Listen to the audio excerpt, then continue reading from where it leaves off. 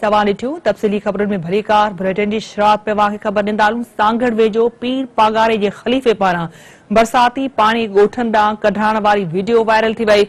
ॻोठाणनि पारां एमपीए अली ग़ुलाम निज़ामानी ख़िलाफ़ दाहूं कई वियूं। इन सिलसिले में ॻोठाणनि जो चवणु आहे त एमपीए ग़ुलाम निज़ामानी पंहिंजी ज़मीन बचाइण लाइ ॻोठ ॿोड़े रहियो आहे।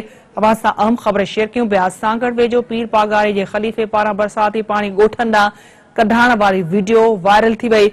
ॻोठाणनि पारां एमपीए अली ग़ुलाम निज़ामानी ख़िलाफ़ दाहूं कई वियूं। इन सिलसिले में ॻोठाणनि जो चवणु आहे त एमपीए ग़ुलाम निज़ामानी पंहिंजी ज़मीन बचाइण लाइ ॻोठ ॿोड़े रहियो आहे। ही अहम ख़बर अवां खे ॾियूं पिया। नाज़रीन, अवां खे आगाही ॾियूं पिया त सांगड़ वेझो पीर पागारे जे ख़लीफ़े पारां बरसाती पाणी ॻोठनि ॾांहुं कढाइण वारी वीडियो वायरल थी वई। ॻोठाणनि पारां एमपीए अली ग़ुलाम निज़ामानी ख़िलाफ़ दाहूं कयूं। इन सिलसिले में ॻोठाणनि जो चवणु आहे त एमपीए ग़ुलाम निज़ामानी पंहिंजी ज़मीन बचाइण लाइ ॻोठ ॿोड़े रहियो आहे।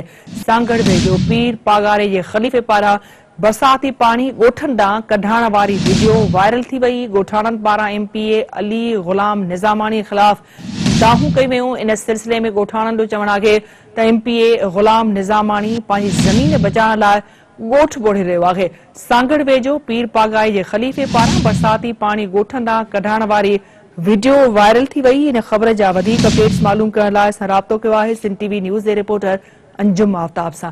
अंजुम, अपडेट कजो, हीअ वीडियो वायरल थी आहे इन हवाले सां।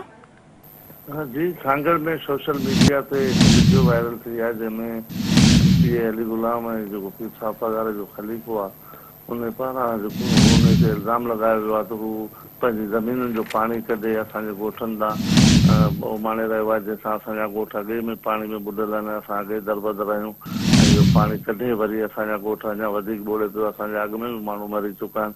त ॻोठाणनि इहो बि इल्ज़ाम लॻायो त असांजा जेको रस्ता आहिनि रोड उन में बंदि आहिनि, पर पाणी जेको आहे सो असांजी पंहिंजी बनी बचाइण लाइ असांजी ज़मीन खां पाणी कढियो पियो वञे।